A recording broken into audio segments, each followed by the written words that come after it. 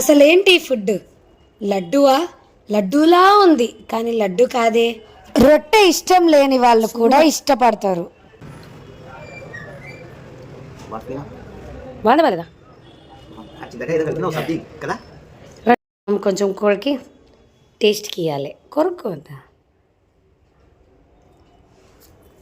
Wow, food super. ఇంత expression ఇచ్చామంటే ఎలా చేయాలో కూడా తెలుసుకోవాలిగా. మనం కొన్ని టిఫిన్స్ తినమని తెలిసినా అమ్మ మార్నింగే రొట్టె చేయడం చూసి చాలా చిరాకొచ్చి కొట్లాడా.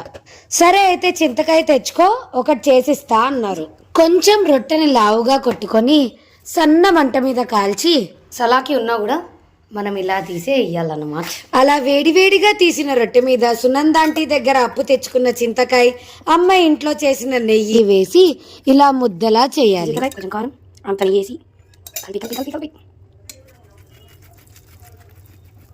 ఇందాక బారాలి అనుకున్నా. వీడియో ఇక్కడ అర్థమైంది. హ్యాండిల్ బాగాలేదు ఇందాక నుంచి.